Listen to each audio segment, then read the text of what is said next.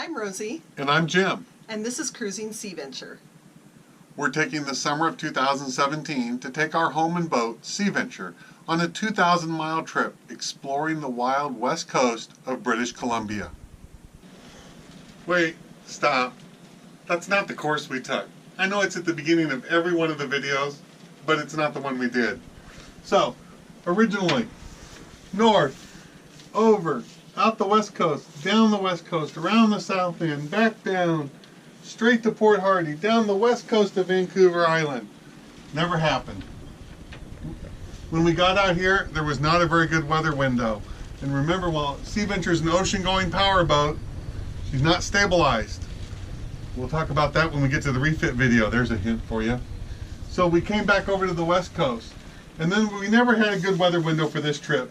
This 24-hour crossing would have been in 9 to 12-foot seas the whole way, and we just decided not to do it. We also really enjoyed it here and spent a lot of time. As a result, our crossing back over was later than we planned, and we really ran out of time to thoroughly enjoy the west coast of Vancouver Island and get back down to Everett by September 15th. Thus, the change in course. No big deal. We just did something different than what was on the original video. All right, I promised numbers, that we'd share numbers, and I have a lot of them. I hope that it's not overwhelming, and I hope I can keep them in some semblance of order for you. So first of all, we were gone 103 days. We traveled 2,011 miles, and you might notice that Jim mentioned 2,000 miles in our intro, and actually we were pretty darn close. 2,011 miles traveled. The actual travel days, the days the boat moved, were 60 days. So of the 103 days that we were gone, there were 60 days that we actually moved the boat, and we moved it about 33.5 miles per day on average, is the math. So there you go. We ran our engines 310 hours. We ran our generator 209 hours, so not sure what that says. And then expenses. We spent, on total, and I converted all of this to US dollars, $7,372, and that includes food, moorage, gas, diesel, everything. So here's the breakdown. We spent $1,344, again I'm in US dollars, everything's in US dollars, $1,344 in groceries over the course of the 14.5 weeks. We spent $1,027 eating out, a little bit of a vice of ours, but we enjoy doing that, especially when you're out and about and have to cook all the time. It's nice to get to a port where you can eat out. All right, moorage. We spent $1,168 on moorage, and that was for 35 nights at docks, and that averaged out to $33.36 per night. Other costs were things like fishing gear, backpacks, maps, whatever miscellaneous expenses, $986. Liquor, yeah, $419. Dinghy gas, $225. And we did rent a car for $651. So the total for our, oh, and then I want to mention that we bought the fuel in Anacortes, and that was $1,552 for our 750 gallons. So our total expenses for our trip were $7,372, which came out to about $501 per week. So one thing to think about is it more expensive to stay home or more expensive to go? Hard to say. We were able to sublet our slip, which offset the cost of the moorage at our home marina. And we were able to, of course, do things like put our automobile insurance on comp only while we were gone, since our cars weren't being moved. And we, of course, didn't put gas in our cars. So if you think about the fuel we spent on our trip and spending $100 on fuel per week for your car, it's about the same. So maybe it's the same if you stay or you go, but we sure like going. At any rate, one more stat to share with you if you want to get an idea of the pacing of our trip. We spent 31 nights in a single location. In the locations where we stayed 2 nights in the same location, we did that 22 times, and 3 nights in one location, we did 3 times. And then we had 3 other times when we were longer than that. We spent. In the first video, I did a tech talk, and here's how I introduced it. Right, it's time for our first tech talk, as in technical. Kind of like a TED talk with no profound sayings or thoughts. So I wanted to occasionally go over some technical aspects of operating a vessel like Sea Venture. And great, now you know what they are. And if you've been following along, you've realized I never did another one. Sorry about that.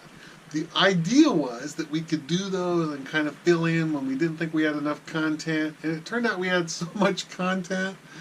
And I didn't want to make the videos too long, so we never ended up doing it. And we've had a couple different people ask us to please do those, that they found it interesting. That first one was on fuel management aboard Sea Venture. So we're going to do more of these tech talks. I think we're going to do them as little standalone videos. I know we want to do one on water and how we conserve water and store water and make water. And I know we want to do one on provisioning, how we carry 4, 5, 6 months worth of food on board and keep it all organized. How we keep thousands of spare parts and tools on board and organized. And, I think there's a lot of possible topics. So, there you go. They're coming back. Standalone videos. Just wait. We'll get to them. Thanks. All right. Like we said we would promise, we got to talk about what did not quite work right or what broke while we were on the trip. We're not yet experienced enough at videotaping to when something goes wrong to think to grab the GoPro. It's only afterwards we go, oh, we should have filmed that. Really didn't happen, but we made a list of things that kind of broke as we went. Before we start the list, we have to say, when it comes to, main engines, navigation systems, really all the important stuff on the boat, no issues, no problems, no hiccups, no nothing. All minor stuff, all got fixed. For the most part while we were cruising. Almost all. So let's go through them. What was first, Rose? The first thing that kind of went haywire was in around day 4 or 5. Our autopilot, our primary autopilot, quit working. The hydraulic pump quit pumping. And so I thought it was a pump problem. We've since kind of sorted out, maybe not. It came back on and works, then stopped working, then came back on and works. It's still doing that. Have not yet figured out why the pump is not always working, even though it's getting electrical signal to work. So I don't know. Got to think some more about that. But autopilots are pretty darn important for traveling trawler slow speed boats. As a result, Sea Venture is equipped with 2 completely independent autopilots. We simply switched to autopilot 2 and continued the cruise and didn't miss a beat as a result. We kept hoping one would work. Didn't quite happen for us. It would work for a spell, and then it wouldn't, and so there you go. But 2 was super reliable. Right, number 2. All right, the second thing. Well, we had a last-minute addition to our boat, and that was a trash compactor, because trash is sometimes kind of difficult to deal with when you are out on the water and don't go to docks very often. So, we did have an issue with our trash compactor. It jammed. It jammed. I had to take it apart, unjam it, put it back together. And then it worked fine. It's kind of decadent, frankly, to have a trash compactor. It's damn nice, kind though. Of extra, yeah. But that happened. All right, number 3. Well, continuously, off and on over the course of the trip, we've had trouble with the vent on our holding tank. Yes, the black water tank. Where the poop is. Yeah. So having a problem with the vent there is an odorous situation. And we had issues off and on during the course of the trip. Every once in a while, Hayden would say, oh, it smells kind of bad down here in the V-berth, which is where the holding tank is. And so we do some repairs. But when it really came to a head was that it, too, like the rest of the boat, got seriously sloshed about when we were crossing Hecate Strait eastbound. This is the period where we were rolling up to 40 degrees each way. So not only was the boat rolling, the holding tank was rolling. So we were a little queasy from all of the rolling, and add the odorous vent to it, and that was the last straw. Right. You took care of it.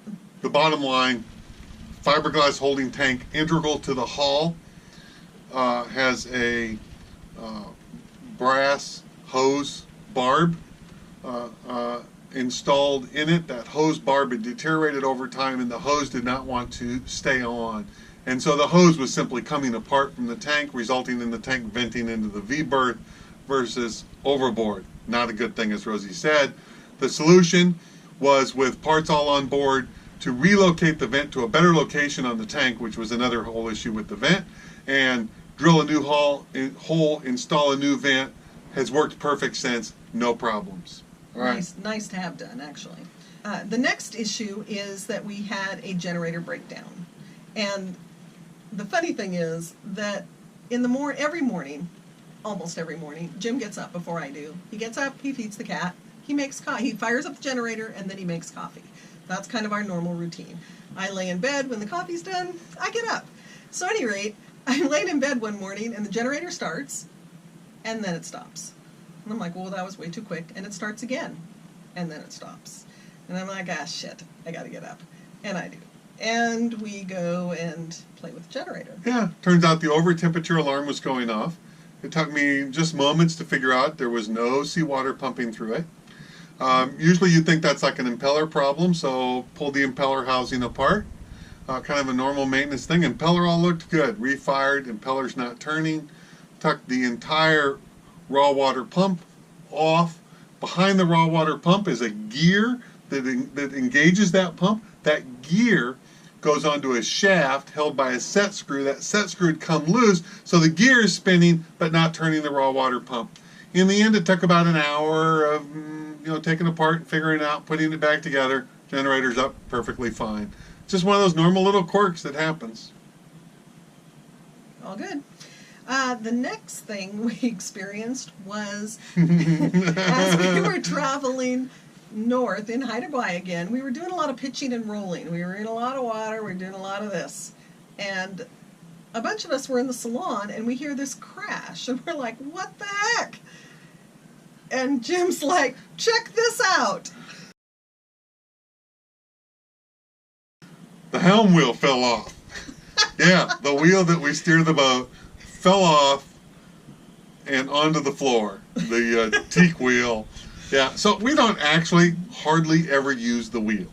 It's autopilots, throttles, and transmissions, and computers, and occasionally use the wheel. And I knew it had been like a little loose on the shaft. I'd realized when it was pitching, it was kind of sliding back and forth and making a little noise. It's held onto a shaft with a bolt, and clearly that bolt came all the way off. And so the wheel fell off while we were cruising. And so besides just being damn funny, it just took a few minutes to take the housing little part about, put it back on, bolt it all back together. We all had a good laugh out of it. The autopilot was driving anyway at the time. It didn't matter. So anyway, thankfully it wasn't right at the moment when you're actually like holding the wheel and doing something with it that it came off in your hands. But what the heck, the wheel fell off. It did fall off. All right. Fun. All right, and the last thing was another decadent item on the boat. On the boat. Yes. So we do have a washer and dryer. Full size household washer dryer in our lazarette. And it worked fabulously in Haida Gwaii, and then when we were doing laundry on the east side after our crossing, it didn't work so much. So the dryer quit. Dryer quit. Sorry. Back to that 40-degree rolling day. Probably not a good thing for a household dryer. Okay, they're not meant to do that. What the hell? So waited till we were where we had Wi-Fi, became an appliance repair expert through YouTube and Google, and figured out that there's a micro switch that tells the dryer that the belt is broken, but our belt wasn't broken, the drum turned, but maybe there's a problem with the micro switch. Took the dryer all apart in the lazarette, which was kind of interesting all by itself. Yeah.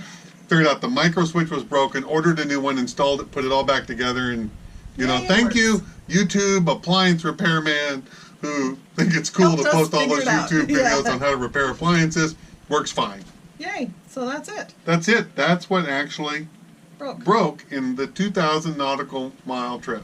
Nothing I would consider of any significance. We still got to sort out that autopilot deal, but in the meantime, we got the backup autopilot. So there you go. That's it. All right, Jim.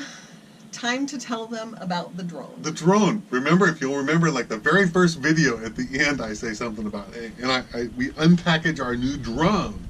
And then in all those videos, you never see any drone footage. Well, we still have the drone. We still have the drone. It's been sitting around. As I said in that video, it's an inexpensive drone, so I could learn how to do it. It's like $200. Well, it turns out maybe a $200 drone, I think, might be impossible to actually control. So it goes like up in the air, and we have not figured out the drone. So Well, in all fairness, we haven't tried that hard. we haven't tried that hard. So I'm going to take the position that it's not pilot inadequacy or error. It's I think you ought to spend some real money on a drone. That's my impression. But I'm gonna talk to some people that are experienced with drones.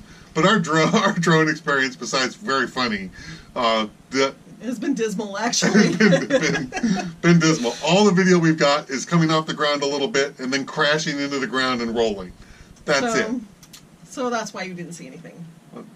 But maybe we'll get the drone going later. A new drone. Maybe we'll learn how to operate this one. I doubt it. Hey, thanks for watching. We hope you enjoyed this quick little recap and the entire video series from our summer cruise. We actually found that doing the videos really helped us remember our trip and helped us, capture more of it. And so it was really turned out to be a lot of fun.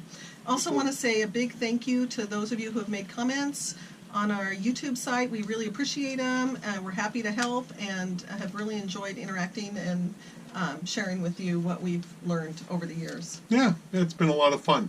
So we're actually filming this closing right now in Port Townsend, where the boat's going to be coming out of the water for this refit that we've mentioned that's coming up. Yep. What do we want to say about the refit? We're excited about it. It's a big job. It's the first time we've kind of turned her over to a yard, and we have to turn her over to a yard for a month the first time. We have to do this twice. And we're just getting ready for part one, and we're really excited. Yep, it's you have to wait and see the next video. It's a big change for Sea Venture. Yeah. We're anxious about it. We're excited about it. We're a little anxious about it. We're scared shitless. But in the end, I think the end result will be pretty amazing. And we've heard great reviews about this yard, and people seem to love them. And so we hope we will too when we're all done. Yep, we're gonna share the exact scope of work, the schedule, the original estimate, the what work goes well, what doesn't go well, the actual cost being incurred compared to the estimate. So we'll see. I think it'll be a lot of fun. Yeah, all right. certainly very informative. Yeah, so until then, wishing you no wind and flat seas. No wind and flat seas. Not what is outside today, but yeah. Yes, all right. Wind and flat seas. Thank you. Bye for now.